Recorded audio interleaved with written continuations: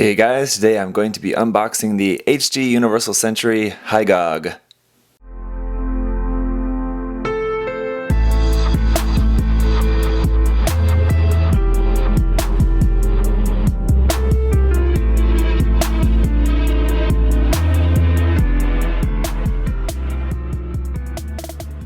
That's right, out of nowhere it would seem, kind of taking a step back to all the way back to 2003 to work on an older HG kit here. So this is a kit that never really was too much on my radar. Then kind of just out of nowhere I suddenly was like, I really quite like that design. I'd love to paint that kit. And actually what I would like to do is paint this and give this to a friend of mine, one of my good friends in Japan. I've given him a kit before. Last year I painted up and gave him my what was that, the Yakudoga.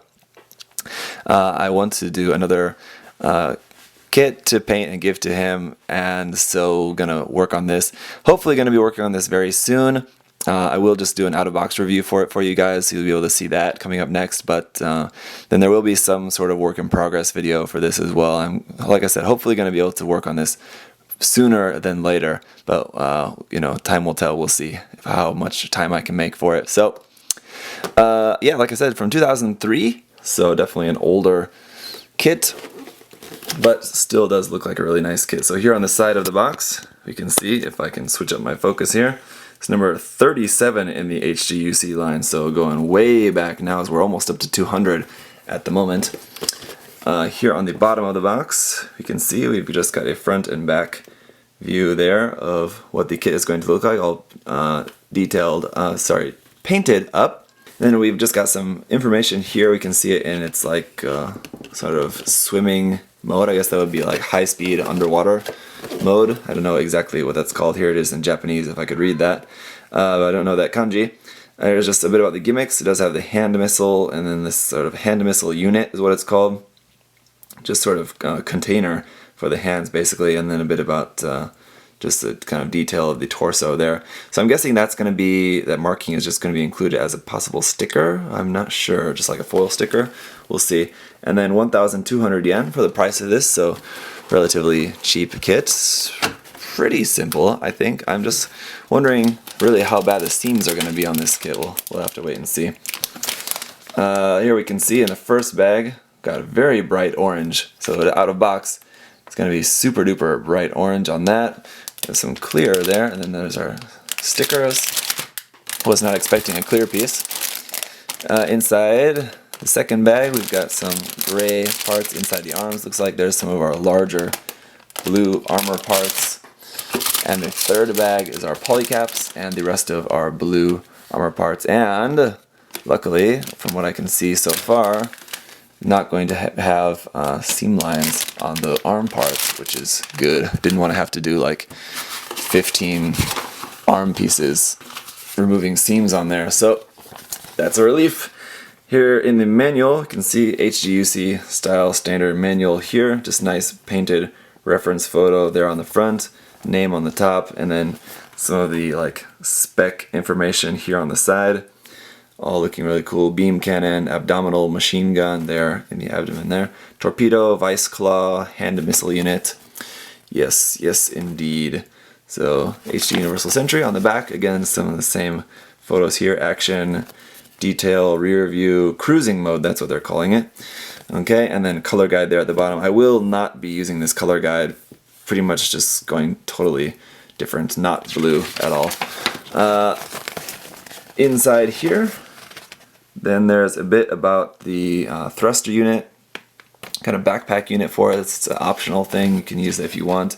I probably will, I think. And then here, just a bit about that. I might change up the claws. I might scratch build new claws for this. I'm not sure. Because like in the anime, at least in like Gundam 0080, they looked more like just like flat pieces, like just like rectangular, like long rectangular flat bars basically. It's kind of more how they looked in the anime, and might change them up and just simplify them to make them look more like that. Maybe, I don't know. Like I said, I want to paint this kit and do a good job on it, but might not want to spend too much time because I just got other things to do. So I might not want to spend too much time doing a lot of like modification, but we'll see. I don't know. See how it goes. Here's our parts list, and we're going to use everything except for 4 of the polycaps. So that's pretty good. The construction is going to start off with the head, which is also the torso, as that's all kind of built together there. And then moving right into the arms, just going to have a few different pieces. Those are hopefully going to be pretty nicely articulated, I think, by having a few different joints there in the arms, quite a few joints. So after the arms are finished, we're going to put the upper body together here. There's that. Sorry about the glare on that, guys. Hopefully you guys can see it okay. And then moving on to the legs, the feet, and the legs there. Putting the waist together. The waist looks pretty simple, just 2 pieces basically. And then putting all of that together, then our backpack is just 1, 2, 3, 4, 5 parts to make that. And then here's just about step 17 there is just how to transform it into cruising mode. And that is it looks like. So let's go ahead and take a closer look at the runners. First up is our foil sticker sheet. Now this is interesting for a couple of reasons. We do have like the black part, which is going to be going around the mono eye. You can see there's the part cut out where we do have the clear piece that's going to be for the mono eye, which is pretty nice. With these big white stripes. And then here at the top, I'm not sure, I hope you're able to see that well enough.